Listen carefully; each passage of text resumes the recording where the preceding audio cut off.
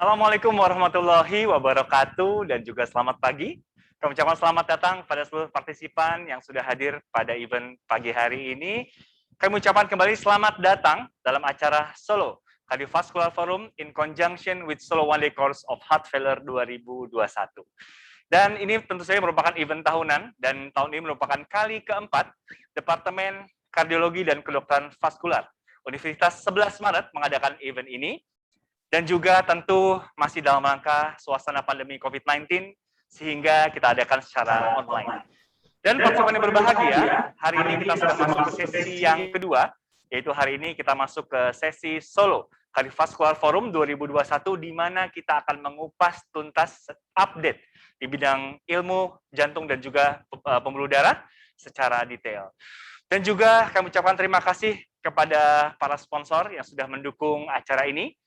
Kami ucapkan terima kasih kepada PT Otsuka Indonesia, PT Novartis Indonesia, PT Medtronic Indonesia, PT Anugrah Farmindo Lestari, PT Dixa Medica, PT Aventis Pharma, PT Ebert Product Indonesia, PT AstraZeneca, PT Merck Indonesia, PT Servier Indonesia, PT Axelor Ultima Management, dan juga PT Bayer Indonesia.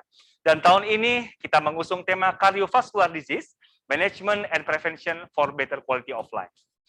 Dan untuk para partisipan yang berbahagia yang sudah hadir, jangan kemana-mana hingga akhir acara, karena di akhir acara nanti kita akan membagikan hadiah yang sangat menarik. Kita akan membagikan smartwatch kepada penanya kita yang beruntung, dan juga kita akan mengundi satu buah grand prize, yaitu satu buah air purifier kepada pemenang yang beruntung pada hari ini. Dan kita akan segera masuk ke sesi yang berikutnya, yaitu sesi kelima, menyambung hari kemarin, di mana kita memiliki topik yang sangat menarik tentang Prevention and Management of Pulmonary Hypertension yang dimoderatori oleh Dr. Rizalina Mirta, spesialis jantung dan pembuluh darah. Izinkan saya untuk membacakan CV dari moderator kita pada pagi hari ini. Nama lengkap Dr. Rizalina Mirta, spesialis jantung dan pembuluh darah FIHA, lahir di Sukoharjo tahun 1984.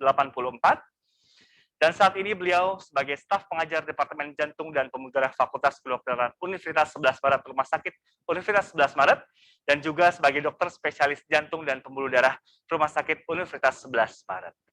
Baik, hadirin yang berbahagia, dan inilah rangkaian Solo Cardiovascular Forum sesi kelima.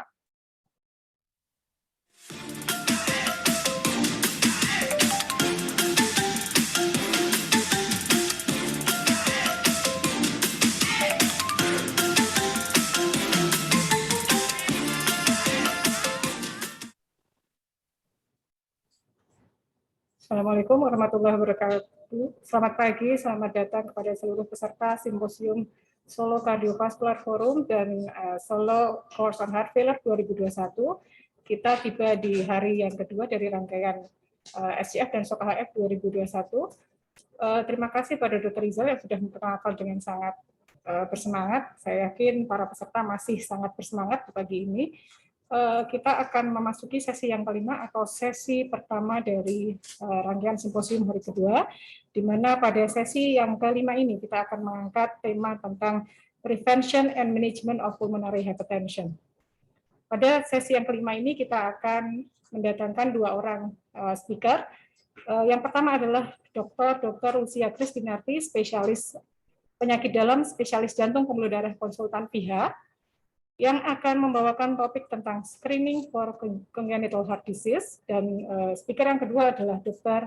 Alfa Alfi Nursidik, spesialis jantung pembuluh darah VH, yang akan membawakan tentang diagnosis and treatment of pulmonary arterial hypertension patient. Baik, boleh ditampilkan untuk CV speaker yang pertama. Dr. Lucia Kristinarti, spesialis penyakit dalam, spesialis jantung pembuluh darah konsultan VH. Beliau lahir di Yogyakarta 2 Maret 1961 dan beliau menyelesaikan pendidikan spesialis penyakit dalam di Universitas Gadjah Mada pada tahun 1999. Kemudian pada tahun 2003 beliau menyelesaikan pendidikan spesialis jantung dan pembuluh darah di Universitas Gadjah Mada. Beliau juga menyelesaikan fellowship kardiologi klinis di Universitas Indonesia, fellowship ekokardiografi di Universitas Indonesia pula, dan menyelesaikan doktoral di Universitas Gadjah Mada pada tahun 2017. Saat ini beliau menjabat sebagai staf pengajar di Departemen Kardiologi dan Kedokteran Vaskuler, Fakultas Kedokteran, Kesehatan Masyarakat dan Keperawatan Universitas Gadjah Mada.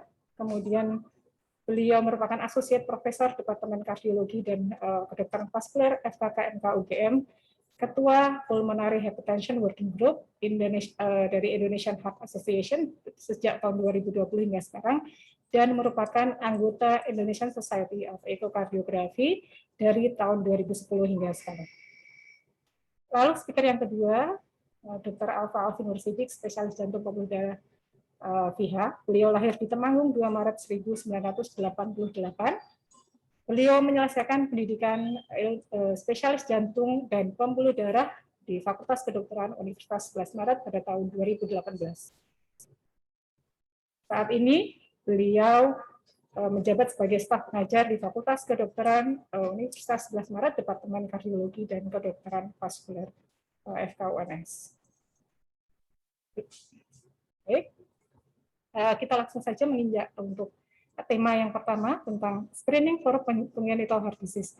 Saya persilakan untuk Dr. Lucia Kristinarti, spesialis penyakit dalam, spesialis jantung pembuluh darah konsultan VH, untuk bisa membawakan materinya dalam waktu 25 menit. Monggo, Dokter. Ya, terima kasih, Prof, senior dan teman sejawat sekalian. Selamat pagi. Pertama-tama saya ingin mengucapkan terima kasih atas undangan untuk kami untuk ikut berpartisipasi dalam Solo Cardiovascular Forum tahun 2021 ini. Oleh panitia kami diminta untuk menyampaikan tentang screening of congenital heart disease. Saya izin screen share ya. Ya, ini adalah judul yang diberikan kepada kami, Screening of Congenital Heart Disease. Ya, seperti kita ketahui bahwa prevalensi dari kelainan jantung bawaan pada anak-anak itu sekitar 8 per 1000 kelahiran hidup di negara Eropa dan di Amerika Utara. Dan ternyata kelainan jantung bawaan ini merupakan kelainan bawaan yang paling sering dibandingkan dengan kelainan bawaan yang lain. Pada umumnya kelainan jantung bawaan ini dibagi ke dalam dua kelompok, yaitu non-cyanotic dan cyanotic, didasarkan atas arah aliran dari kelainan jantung bawaan tersebut, apakah dia left to right atau right to left. Dari sekian banyak kelainan jantung bawaan yang ada kita temukan, ternyata ada 4 kelainan jantung bawaan yang paling sering kita temukan pada anak-anak, yaitu ASD 6-8%, kemudian VSD 25-30% pada anak-anak, ini paling tinggi, kemudian PDA 6-8%, dan ketiga kelompok ini tadi adalah kelompok acyanotik, dan yang kelompok keempat adalah penyakit yang cyanotik, yaitu TOF, prevalensinya adalah antara 5-7%. Ini adalah prevalensi pada anak-anak. Tetapi pada dewasa ternyata prevalensinya berbeda.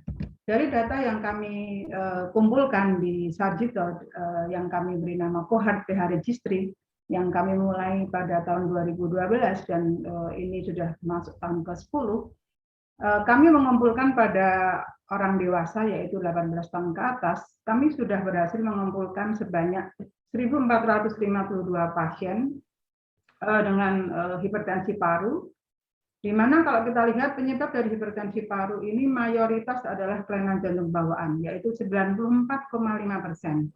Sedangkan idiopatik PAH itu hanya 4,5%, sedangkan yang lain-lain itu kurang dari 1%. Kalau kita breakdown lagi dari congenital heart disease sebagai penyebab hipertensi paru, ternyata 74%-nya adalah ASD. Jadi sangat berbeda dengan prevalensi pada anak-anak. PSD 15% diikuti dengan PDA 6% dan lain-lain 5%. Yang menarik lagi dari data ini adalah bahwa ternyata mayoritas itu adalah perempuan. 77% adalah perempuan dan 70% itu adalah mereka yang datang ke Sarjito itu dalam usia 18 sampai 40 tahun. Artinya usia ini adalah rentang usia reproduksi. Artinya mereka yang mampu hamil. Ya, jadi kalau kita lihat mayoritas perempuan dan mayoritas muda, maka kita nanti akan berhadapan dengan ketemu dengan orang-orang hamil dengan kelainan jantung bawaan yang mungkin belum terdeteksi.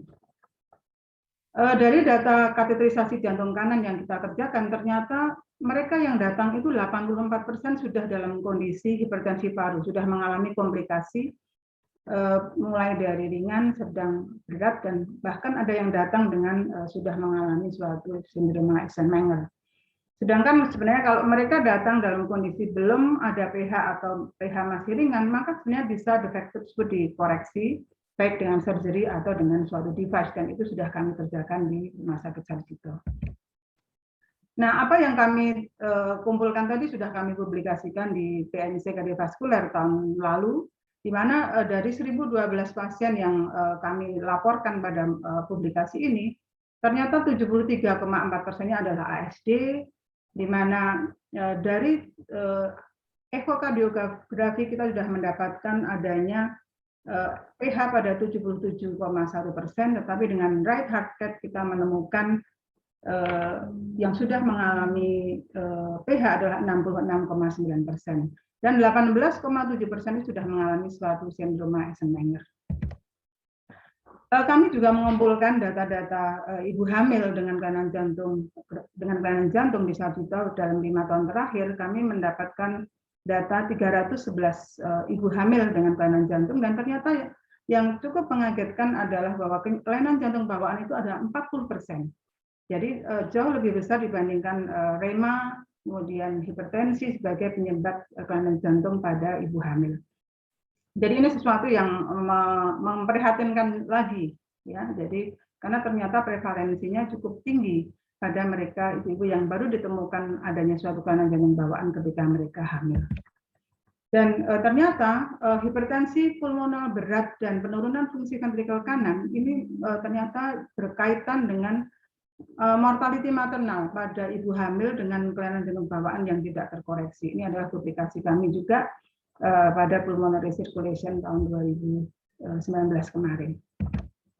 Nah, sehingga kita lihat di sini bahwa keterlambatan diagnosis congenital heart disease di Indonesia ini sudah menyebabkan terjadinya suatu komplikasi yang serius, yaitu terjadinya suatu pulmonary hypertension. Padahal kalau kita lihat pasien dengan congenital heart disease yang tanpa komplikasi, sebenarnya kita bisa melakukan suatu defect closure, ya, baik dengan surgery atau dengan device, sehingga early detection dan screening pada anak-anak itu menjadi suatu hal yang sangat penting, tetapi belum ada di Indonesia. Sedangkan kalau mereka datang dengan komplikasi, maka mereka terpaksa harus menjalani pengobatan seumur hidup. Dan tentu saja, seperti yang kita ketahui, bahwa pengobatan untuk mereka yang sudah mengalami komplikasi pulmonary hypertension itu sangat mahal. Bisa kalau dihitung bisa sekitar 60 juta per bulan, dan ini harus berlangsung seumur hidup.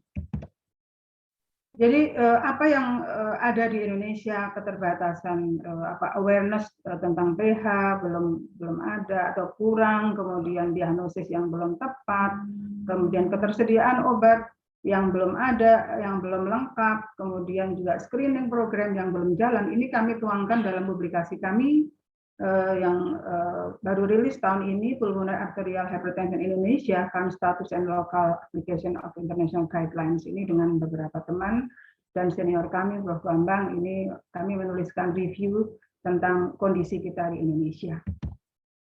Padahal kalau kita lihat, kami membuat suatu analisis survival tentang PAH karena congenital heart disease dan idiopatik PAH dari center kami. Ternyata kalau kita lihat bahwa kalau mereka dengan kelainan jantung bawaan itu sudah terkoreksi, ternyata survivalnya paling bagus.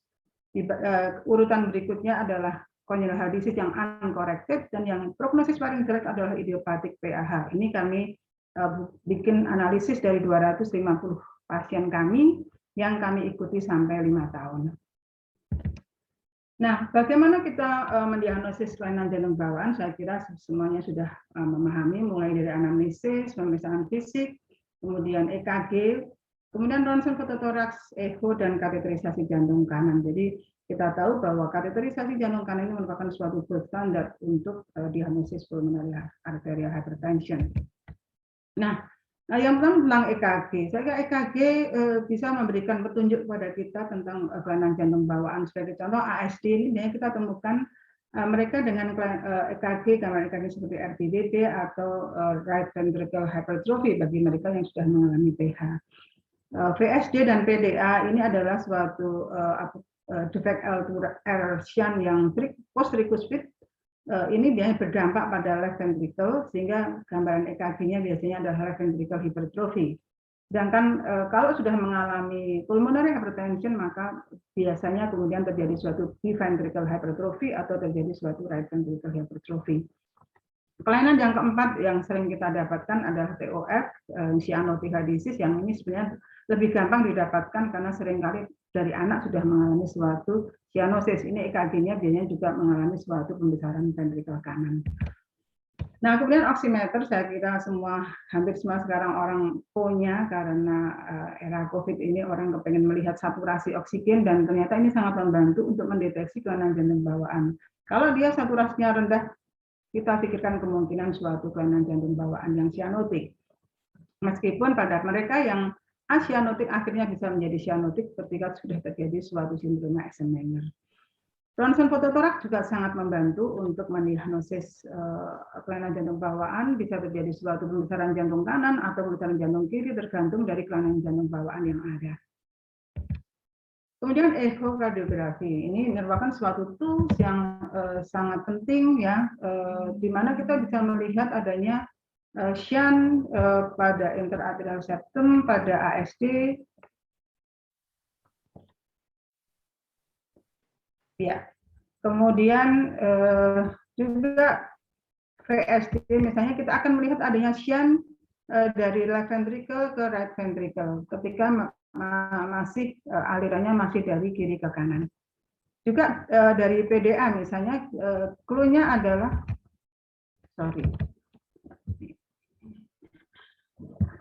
ya, kita akan melihat adanya aliran dari aorta ke pulmonary artery dari gambaran short axis, parasternal short axis. Jadi ini adalah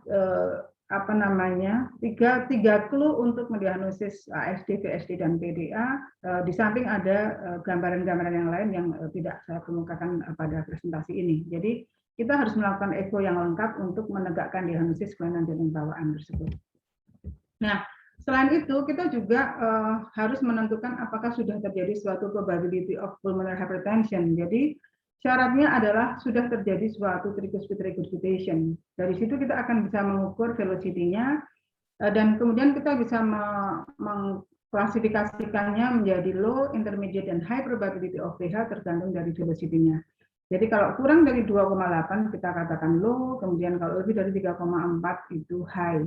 Dalam kondisi di mana ada ragu-ragu apakah ini low atau intermediate, kita masih bisa dibantu dengan namanya PH sign. Di mana PH sign ini bisa kita dapatkan dari ventricle, dari komponen pulmonary artery atau komponen inferior vena cava. Ya, jadi ventricle ini kita lihat dari RV to LV basal diameter ratio lebih dari 1, maka kita katakan ini positif, atau adanya LV eccentricity index. Kemudian komponen pulmonary artery, apakah terjadi suatu PH, kemudian ada PR, atau dari komponen inferior vena cava, baik RA area yang lebih dari 18 atau dengan adanya pembesaran atau pelebaran dari IVC dan collapsibility. Jadi ada at least dua dari pH sign dari komponen yang berbeda itu akan menggeser probability misalnya dari low to intermediate atau dari intermediate menjadi high probability of echo of pH. Nah, kemudian right heart cath ini menjadi suatu gold standard ya, di samping dia bisa menegakkan diagnosis penyakit jantung bawaan seperti misalnya ASD, kita akan mendapatkan adanya step up di right atrium, kemudian adanya kateter yang bisa melintasi dari right atrium ke left atrium. VSD juga bisa kita lihat adanya shunt dari kiri ke kanan dengan kita melakukan echografi, dan juga PDA kita bisa melakukan suatu autografi. Selain itu kita juga bisa menentukan flow ratio, kemudian PVR, dan juga wedge pressure dari right heart catheterization. Jadi kalau echo tadi kita baru menentukan posisinya adalah probability of pH, maka gold standarnya adalah dengan right heart cath, di mana kalau min PAP lebih dari 20, PVR lebih dari 3, dan PCWP kurang dari 15, maka pasien tersebut sudah mengalami suatu pulmonary arterial hypertension. Nah, dari apa yang kami kemukakan tadi, nampaknya sangat dimana pasien sudah datang terlambat, sehingga screening itu menjadi suatu hal yang penting dan sepertinya kita harus memulai.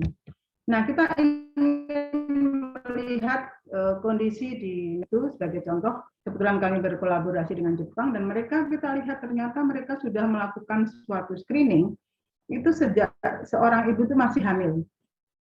Sudah dilakukan suatu fetal echo di mana mereka sudah tahu sejak ibu hamil itu apakah ada kelainan jantung bawaan pada bayi yang dikandungnya. Kemudian setelah itu mereka juga akan melakukan screening pada newborn, infant, dan 1 tahun, 2 tahun, 3 tahun, dan juga lanjut ke school age 6 tahun, 12 tahun, dan 15 tahun. Jadi screeningnya sangat rapat sehingga mereka tidak akan menemukan dalam angka yang sangat kecil kejadian PH pada penyakit jantung bawaan. Nah, bagaimana di Indonesia? Ini menjadi pertanyaan bagi kita semua. Saya kira sejauh yang saya tahu belum ada screening tentang kelainan jantung bawaan di Indonesia. Nah, saya ingin mengkomparasikan dua kondisi. Sama-sama pasien ASD di Jepang dan di Indonesia, dalam hal ini diwakili oleh Sarjito, pasien-pasien kami. Kami membandingkan dua populasi ini, dan ternyata kita lihat yang merah ini adalah populasi Indonesia, dan yang biru adalah populasi Jepang, di mana kita lihat di Indonesia populasi ASD itu sebagian besar pada 20 sampai 40 tahun itu mereka datang dengan min PAP yang sangat tinggi sampai 100. Kita bandingkan dengan yang biru ini Jepang, ini kita lihat bahwa min PAP-nya mereka itu berkisar antara 20-an, atau mereka tidak PH, atau kalaupun PH dia PH ringan. Sehingga kondisi ini yang kemudian kita pikirkan jangan-jangan ini memang yang bisa menerangkan kenapa di Jepang pH itu sangat kecil yang dengan etiologi kelainan jantung bawaan. Jadi kita ingin meniru apakah mungkin kita bisa melakukan suatu screening meskipun tidak serapat atau tidak sefrekuen di screening di Jepang. Nah, kemudian saya melakukan telusur referensi dari beberapa negara mulai dari tahun 2000 sampai 2017. Ternyata mereka sudah melakukan suatu screening ya di usia sekolah ya, mereka sudah melakukan dengan N yang bervariasi dan dengan metode yang bermacam-macam. Ada yang echo, ada yang auskultasi dan echo, ada yang physical examination EKG echo, saturasi, dan seputaran itu. Dan di Jepang yang dilakukan adalah physical examination dan EKG, ya, kemudian nanti ada yang kedua echo untuk konfirmasi.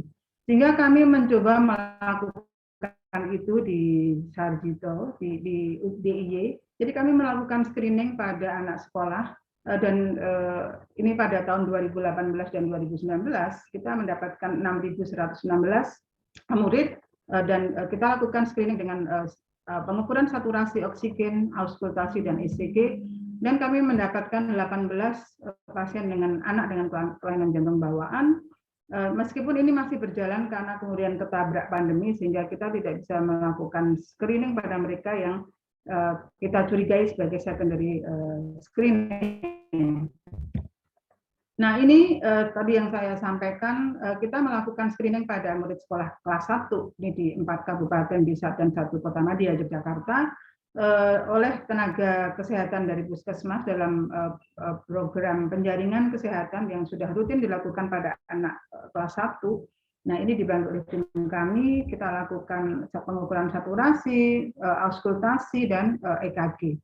Dan kita lihat di sini bahwa kita masih menggunakan EKG yang seperti kita punya.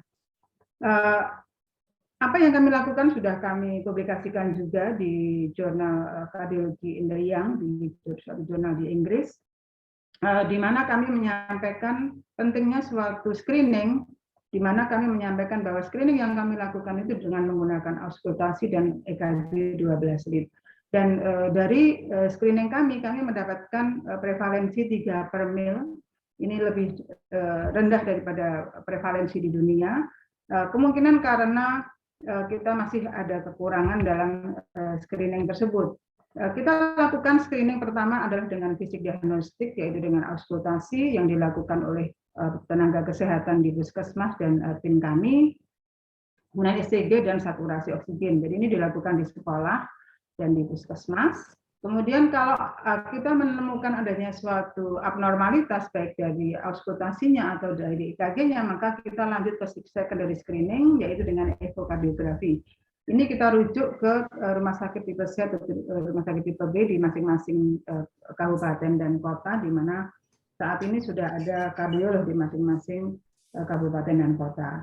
Nah, apabila sudah terkonfirmasi adanya suatu kelainan jantung bawaan, maka kita akan kirim ke rumah sakit tersier, dalam hal ini ke Sarjito, untuk tata diagnosis dan tata laksana lebih lanjut, yaitu dengan right heart cath sebagai gold standard, kemudian MSCT bila perlu, dan lakukan defect repair apabila memang tegak diagnosisnya. Nah, apa yang kami lakukan adalah dengan pemeriksaan yang rutin dengan konvensional, dengan auskultasi dengan stetoskop, kemudian saturasi dengan oximeter, dan perekaman EKG dengan EKG 12 lead. Nah, ternyata kalau sampaikan dari publikasi kami tadi, bahwa prevalensi yang kami dapatkan itu masih lebih rendah dari prevalensi dunia, 3 per mil dibandingkan dengan 8 per mil. Sehingga kami berpikir, jangan-jangan ya, terima kasih. Kurang 1 menit, Dok. Ya, baik, terima kasih.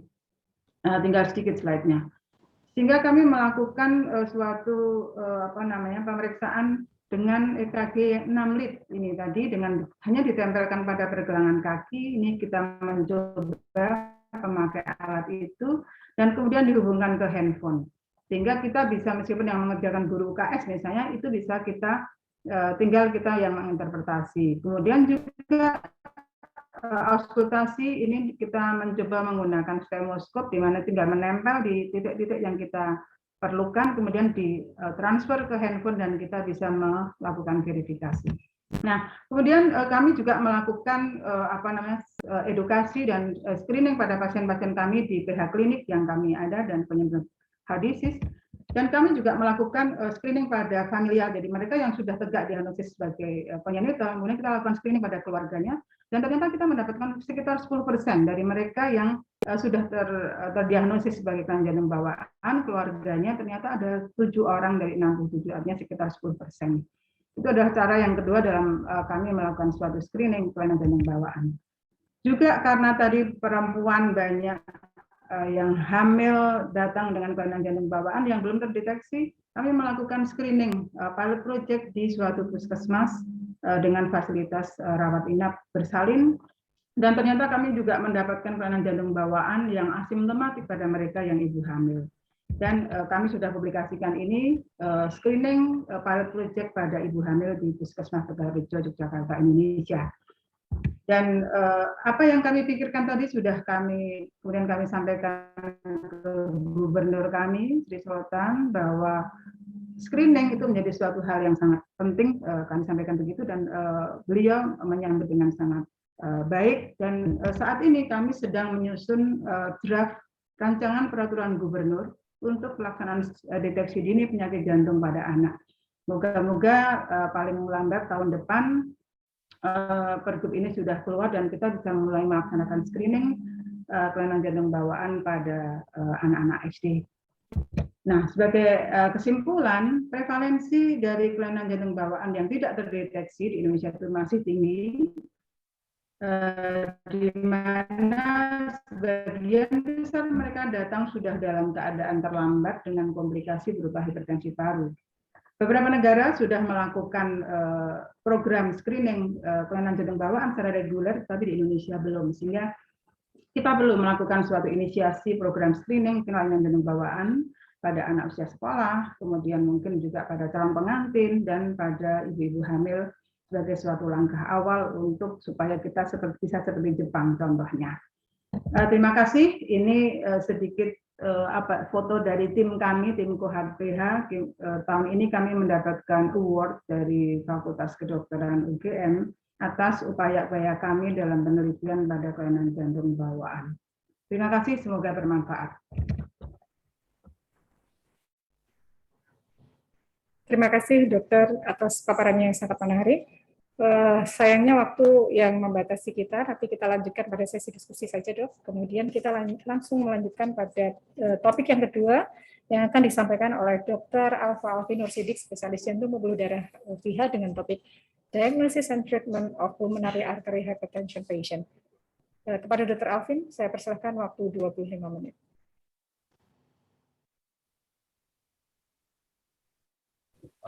Assalamualaikum warahmatullahi wabarakatuh. Selamat pagi, terima kasih kami ucapkan kepada teman-teman panitia atas kerjasamanya sehingga acara ini dapat berlangsung dengan lancar. Terima kasih saya ucapkan kepada moderator yang telah memperkenalkan saya dengan sangat jelas. Hari ini saya mendapat tugas untuk menyampaikan topik mengenai diagnosis dan tata laksana hipertensi arteri pulmonal. Hipertensi arteri pulmonal masih merupakan kondisi klinis yang cukup berat untuk saat ini, di mana tata laksana yang ada saat ini menargetkan kepada 3 jalur utama mengenai fungsi endotel pada arteri pulmonalis, di mana kadar prostasiklin dan nitrit oxide, jalur prostasiklin dan nitrit oxide ini pada pasien PAH mengalami underekspresi dan endotelin mengalami overekspresi pada pasien hipertensi arteri pulmonal ini. Dan kita perlu melakukan stratifikasi risiko pada pasien yang mengalami PAH ini sehingga kita bisa melakukan pemantauan yang lebih baik terhadap pasien-pasien yang mengalami hipertensi arteri pulmonal. Hipertensi arteri pulmonal didefinisikan sebagai tekanan atau mean pulmonary arterial pressure ini lebih dari 25 mm air raksa. Ini pada semua kategori PH atau semua kategori pulmonary hypertension. Sedangkan precapillary PH itu kalau MPAP-nya lebih dari 25 mm air raksa dengan PAWP kurang dari 15 mm air raksa. Kriteria ini digunakan oleh ESC tahun 2015. Namun pada simposium ke-6 dari pulmonary hypertension, kriteria ini mengalami beberapa penyesuaian, di mana precapillary PH itu MPAP-nya lebih dari 20 mm air raksa, PAWP kurang dari sama dengan 15 mm air raksa, dan pulmonary vascular resistance-nya lebih dari 3 Wood unit. Sedangkan kalau PH post kapiler itu MPAP-nya lebih dari 20 mm air raksa, PAWP-nya lebih dari 15 mm air raksa, dan pulmonary vascular resistance-nya kurang dari 3 Wood unit. Sedangkan kalau kombinasi atau pre dan post capillary PH itu yang membedakan adalah PAWP-nya lebih dari 15 mm air raksa dan PVR-nya lebih dari sama dengan 3 Wood unit. Prekapilari pH itu terdapat pada pH grup 1, grup 3, grup 4, dan grup 5. pH grup 1 atau hipertensi pulmonal grup 1 yaitu pulmonary arterial hypertension, di mana hipertensi ini terjadi pada arteri pulmonalisnya. Kemudian pH grup 2, pH akibat dari masalah dari jantung kiri. pH grup 3 akibat dari penyakit paru atau kondisi hipoksia. pH grup 4 akibat dari kronik tromboemboli.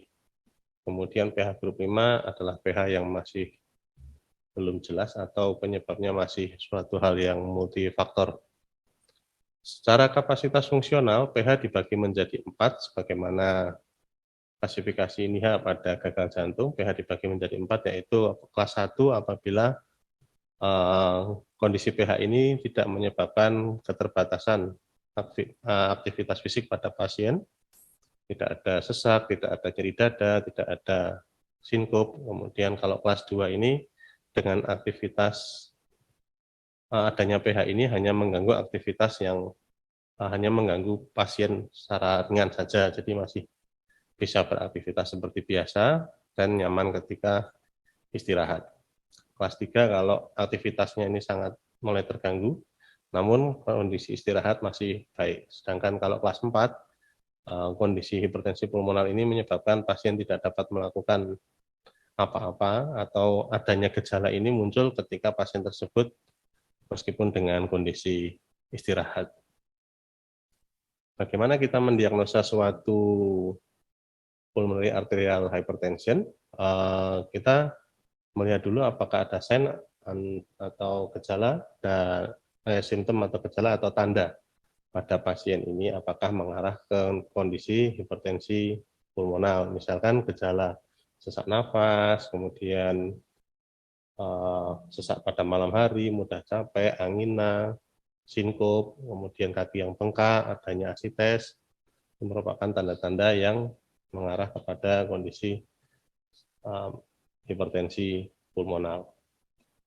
Apabila pasien tersebut mengalami hal-hal tersebut, kita dapat sarankan untuk melakukan pemeriksaan ekokardiografi. Pemeriksaan yang lain seperti EKG, kemudian foto ronsen, apakah perlu dilakukan? Ya, masih tetap dapat dilakukan. Pada ronsen kita mungkin akan melihat gambaran inverted coma sign. Pada pemeriksaan EKG kita dapatkan gambaran pembesaran ventrikel kanan, akses yang deviasi ke kanan, kemudian gambaran P pulmonal, itu juga mengarah kepada kondisi pH. Kemudian pada pemeriksaan ekokardiografi, kita dapat menilai apakah ini probabilitasnya tinggi, rendah, atau sedang terhadap suatu hipertensi pulmonal. Apabila ini merupakan probabilitasnya yang rendah atau low, coba kita cari penyebab yang lain. Tapi kalau high atau intermediate, kita lihat apakah pasien tersebut mengalami masalah jantung kiri atau masalah penyakit paru. Apabila tidak ada, maka kita dapat melakukan pemeriksaan VQ scan. Tapi kalau ada tanda dari pH atau tanda disfungsi ventrikel kanan yang sangat jelas, maka kita juga dapat langsung refer ke pH center.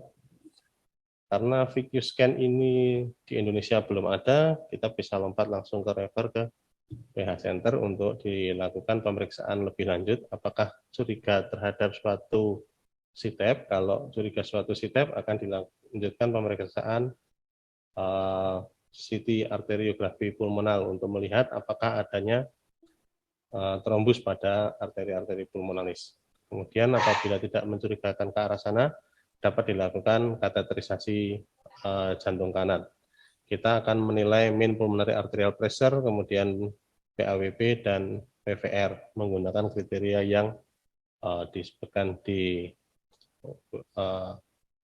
MPAP di atas 25 mm air raksa, PAWP kurang dari 15, dan PVR lebih dari 3 Wood unit kalau kita menggunakan kriteria yang ada pada ESC guideline.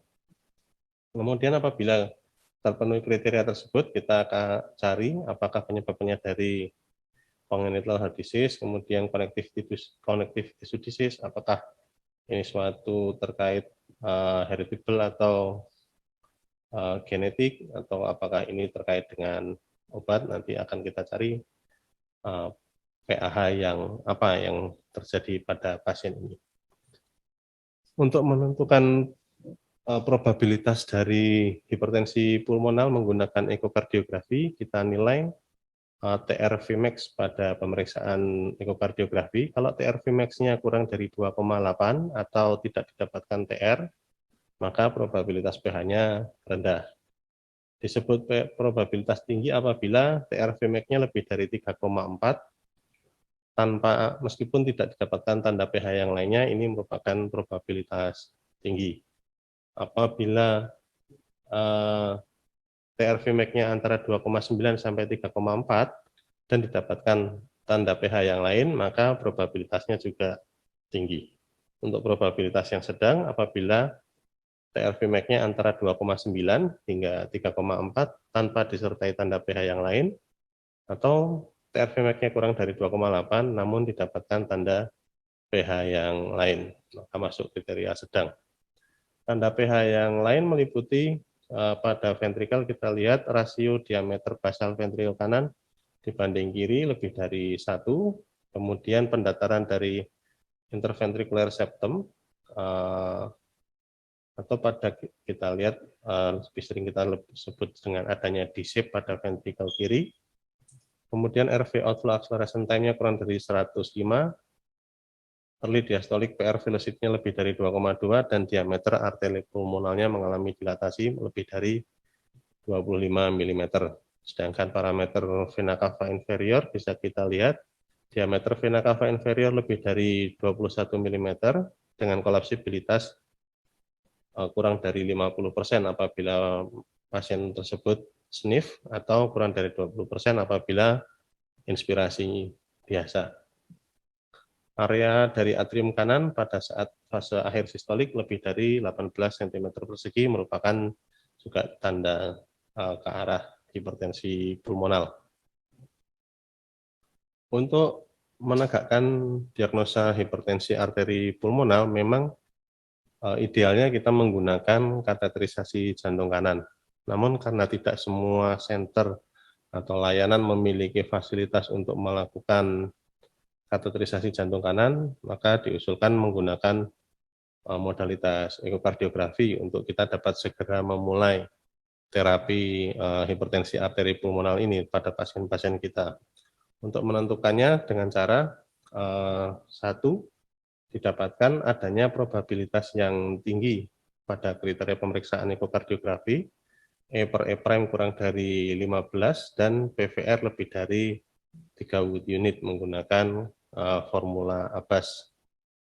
Formula Abbas itu kita untuk menilai PVR yaitu dengan cara TR Vmax dibagi RVOT VTI dikalikan 10, kemudian ditambah 0,16. Kalau pada contoh ini TR Vmax-nya adalah 3,9 milisecond, dibagi RVOT VTI-nya 10,2 dikalikan 10, tambah 0,16 pada pemeriksaan ini, didapatkan PVR-nya 3,98. Sehingga pasien dengan PVR lebih dari 3, E per E prime kurang dari 15, dan probabilitas tinggi, maka kita mencurigai pasien ini mengalami hipertensi arteri pulmonal.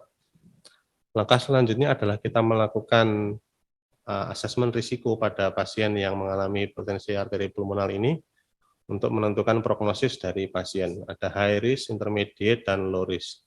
Untuk yang high risk, ini nilai mortalitasnya lebih dari 10% dalam 1 tahun, kemudian yang low risk kurang dari 5% dalam 1 tahun. Ada beberapa parameter yang harus dinilai berdasarkan ESC 2015, kondisi klinis, progresivitas dari simptom, adanya sinkop, WHO functional class, jarak 6-minute walk test, kemudian cardiopulmonary exercise training-nya, NT-proBNP, kemudian imaging dari ekokardiografi atau cardiac MRI, dan parameter hemodinamik. Pada simposium PH yang ke-6, mensimplifikasi atau menyederhanakan stratifikasi risiko dari pasien dengan PAH ini menjadi beberapa kriteria saja, hanya 4 kriteria, yaitu functional class, jarak tempuh pada 6 minute, kemudian NT-proBNP, dan parameter hemodinamik, yaitu cardiac index atau kadar dari oksigen.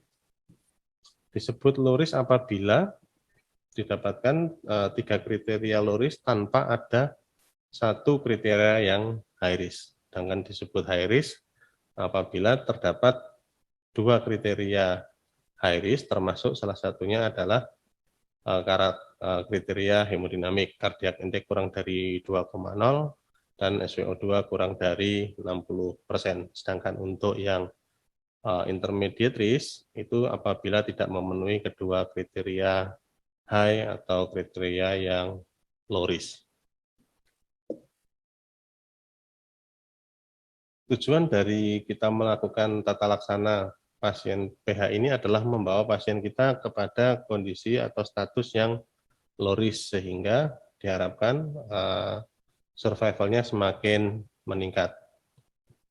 Hal-hal secara umum yang harus kita sampaikan kepada pasien dengan PH adalah sebisa mungkin tidak hamil. Kemudian apabila memungkinkan dilakukan imunisasi terhadap pasien dengan PAH ini, imunisasi influenza dan imunisasi terhadap pneumonia. Kemudian diperlukan dukungan psikososial terhadap pasien dengan PAH ini. Exercise tersupervisi diperlukan apabila pasien tersebut sudah mengalami deconditioning atau untuk menjaga kapasitas fisiknya. Kemudian apabila akan menjalankan penerbangan, pasien dengan fungsional kelas 3 atau fungsional kelas 4, kemudian PaO2-nya kurang dari 60 mm air raksa, harus dapat suplementasi oksigen. Untuk pembedahan sebisa mungkin dipilih epidural dibandingkan yang central anestesi apabila kondisi tersebut memungkinkan. Untuk terapi suportif dapat diberikan diuretik apabila terdapat tanda-tanda jantung kanan atau adanya retensi cairan. Kemudian apabila PaO2-nya pada AGD kurang dari 60 mm air raksa, dapat diberikan suplementasi oksigen secara kontinu. Pemberian oral antikoagulan dapat dipertimbangkan, kemudian diperlukan koreksi atau sebisa mungkin mencegah pasien tersebut jatuh pada kondisi anemia.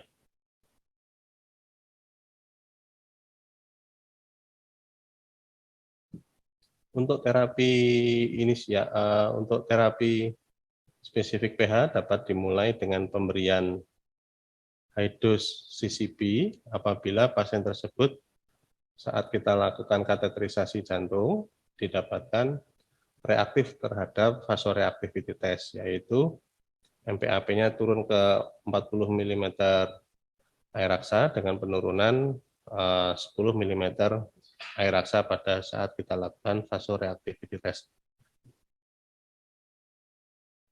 Sedangkan terapi spesifik PAH itu menitikberatkan kepada jalur endotelin, jalur nitrit oxide, dan jalur prostasiklin.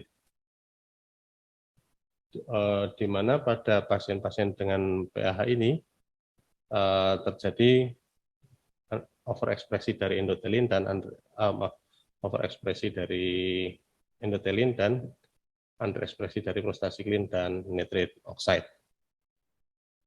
Untuk obat-obatan yang spesifik PAH ada golongan endotelin reseptor antagonis, yaitu golongan ambrisentan, bosentan, dan masitentan. Di Indonesia yang ada saat ini hanya yang masitentan, kemudian fosfodiesterase tipe 5, PDE5 inhibitor, yaitu golongan sildenafil, kemudian guanila siklase stimulator riokaiguat di Indonesia belum ada. Kemudian prostasiklin analog yang tersedia di Indonesia adalah ilopros inhalasi dan verapros sodium. urutan tata laksana atau algoritma tata laksana pH ini apabila pasien tersebut terkonfirmasi mengalami terjadi suatu PAH, dilakukan vasoreactivity test dengan kalau idealnya menggunakan nitrate oxide, adenosin atau menggunakan agen ilopros inhalasi, namun kalau tidak ada dapat digunakan oksigen 10 liter per menit selama 10 menit. Kita lihat apakah MPAP-nya turun sampai di bawah 40 mm air raksa atau turun sebesar 10 mm air raksa. Apabila vasoreaktif, maka dapat diberikan golongan CCB high dose.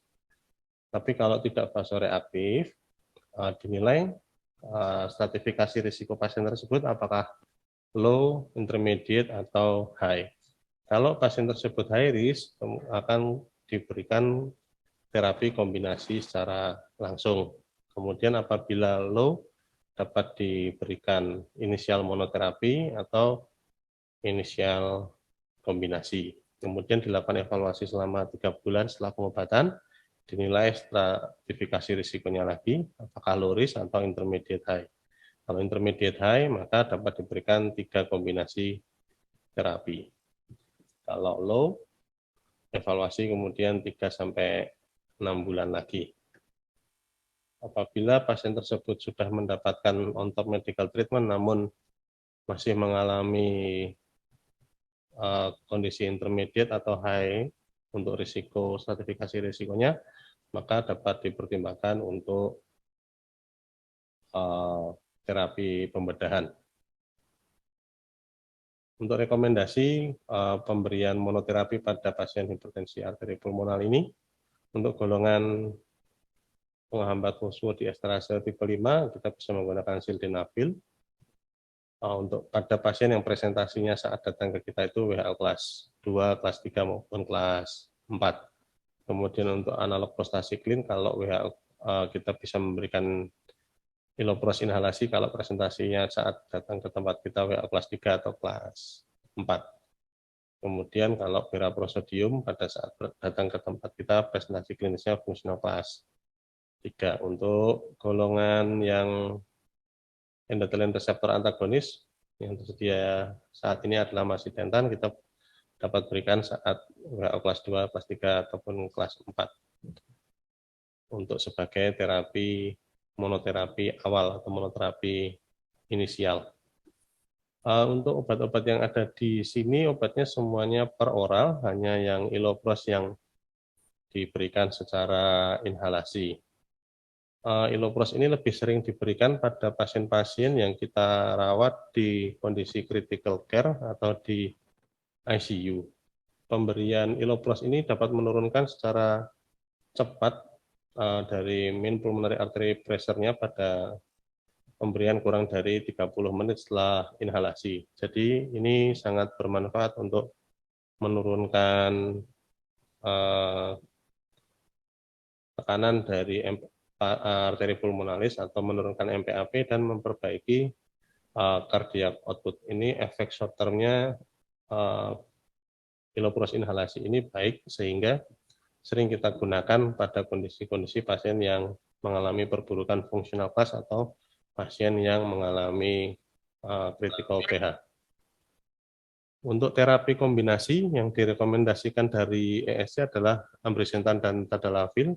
Untungnya di Indonesia ini belum ada.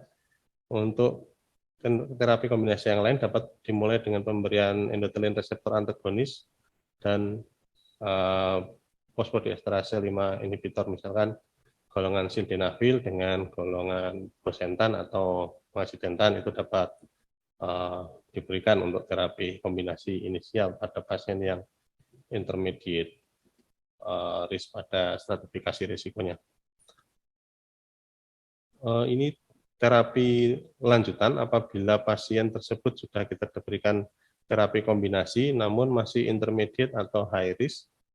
Dalam stratifikasi risikonya kita dapat menambahkan macitentan, ditambahkan pada pasien yang sudah mendapatkan sildenafil sebelumnya, kemudian kilopros ditambahkan pada pasien yang sebelumnya mendapatkan bosentan. Kalau obat-obat spesifik pH ini ada banyak, namun saat ini di Indonesia kondisinya yang ada tidak banyak pilihan yang bisa kita berikan kepada pasien.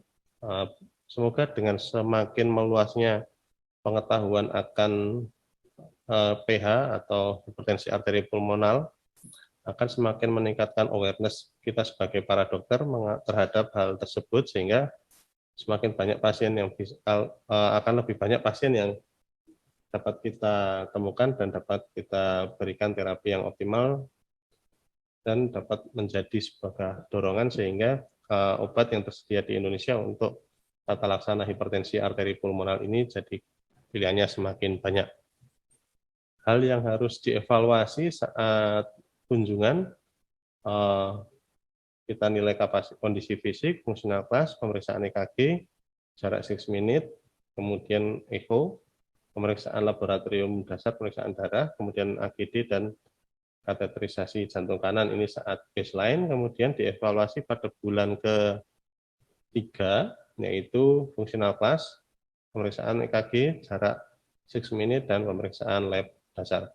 Kemudian untuk bulan ke-6 atau bulan ke-12 itu dilakukan pemeriksaan ulangan seperti pemeriksaan saat baseline.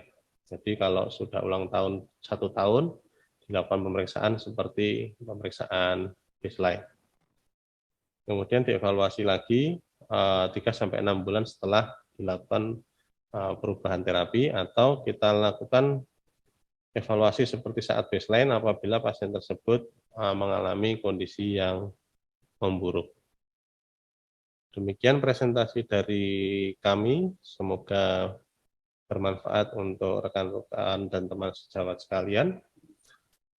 Terima kasih. Assalamualaikum warahmatullahi wabarakatuh.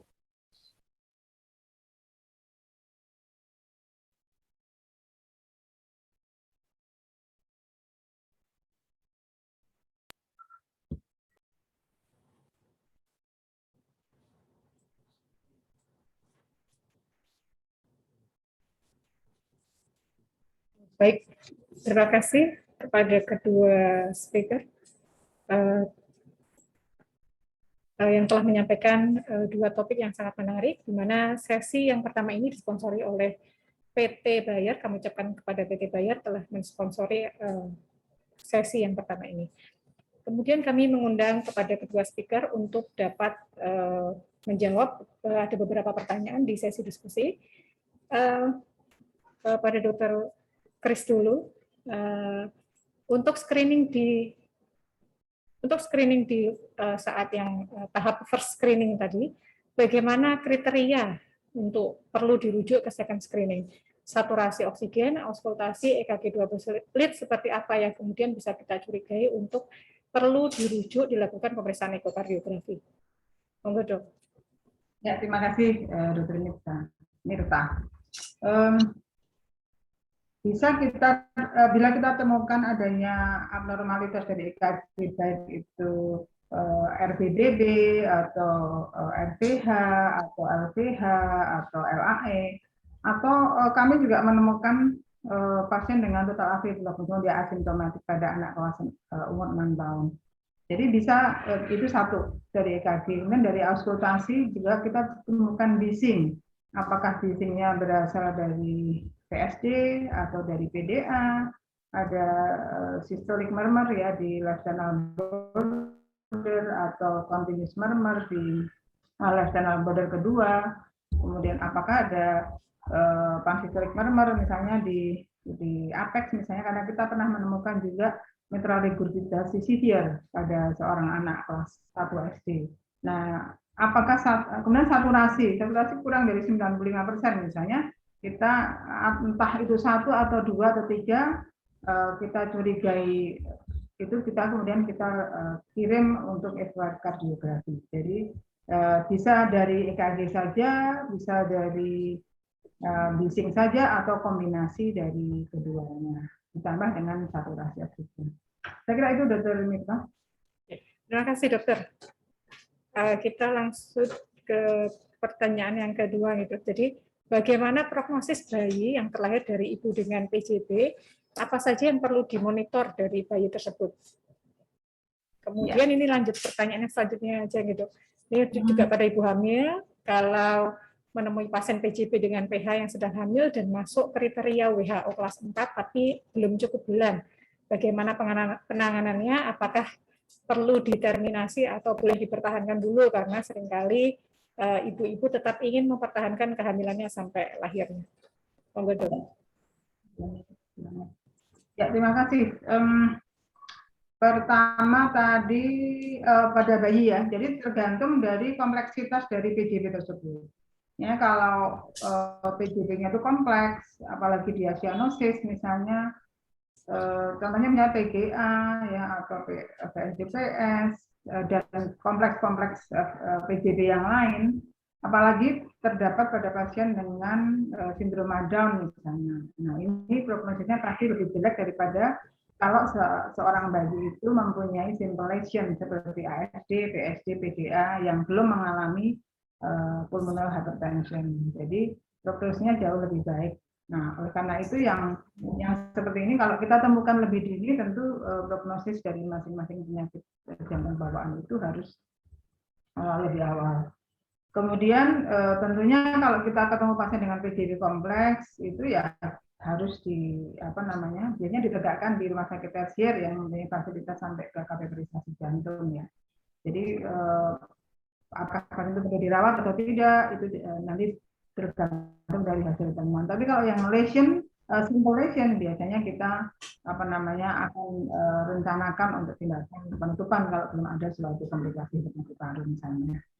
Itu yang pertama. Kemudian yang kedua tentang ibu hamil. Nah, ini seringkali kita temukan memang yang mungkin era BPJS sehingga orang-orang bisa sampai ke rumah sakit tersier. Kita temukan tadi di Darwitra 40% ibu hamil dengan kelainan jantung itu adalah PJB yang biasanya undetected atau uncorrected ya. Jadi dan bahkan banyak yang sudah hipertensi pulmoner berat bahkan Eisenmenger dan masuk klasifikasi WHO 3-4 ya. Nah, pada pasien tersebut mestinya kalau dia datang pada awal kehamilan kurang dari 12 minggu biasanya kita motivasi untuk terminasi setelah kita lakukan konferensi bedah. Jadi kami punya tim kardiolog, obstin, anestesi dan perinatologis. Ini kami punya WA group dan kita selalu diskusi kalau ada pasien-pasien yang datang seperti itu. Nah, apalagi kalau dia tidak mau diterminasi misalnya karena kita tahu kultur Indonesia kalau sudah menikah ya harus punya anak gitu kan. Nah, maka kita bisa itu hak pasien, maka kita bisa melanjutkan kehamilannya dengan yang sangat ketat. Jadi kita minta untuk evaluasi atau kontrol lebih frekuen dan kita bisa memulai dengan PAH drug terapi untuk ibu hamil. Biasanya kita berikan sildenafil, biasanya 3 kali 20 mg. Biasanya penegakan diagnosisnya dengan echo karena meskipun tidak betul-betul kontraindikasi untuk dilakukan right heart cath, tapi kita biasanya melakukan echo saja untuk penetapan diagnosis sudah terjadi PH atau belum. Demikian, Dr. Mirta. Terima kasih, Dok. Jadi menyambung yang pertanyaan yang tadi, Dok. Jadi apakah kalau ada ibu hamil yang menderita PJB kemudian melahirkan bayinya itu apakah ada indikasi untuk kita lakukan screening ekokardiografi begitu, Dok? Yes. Ya, jadi sebenarnya kalau kita sudah ketahuan ibunya itu PJB, biasanya dalam diskusi dengan teman sejawat obstin kita akan melakukan screening, fetal screening pada minggu kehamilan sekitar 20 minggu. Jadi kalau itu tidak dikerjakan maka kita akan melakukan itu setelah melahirkan. Jadi kita punya dokter yang bisa mengerjakan itu, maksudnya dokter kita siap untuk mengerjakan echo seawal mungkin, sehingga kita akan tahu apakah pada bayinya itu ada decarnulation enggak, yang kadang-kadang sama, kadang-kadang tidak sama dengan ibunya. Jadi kita memang temukan itu.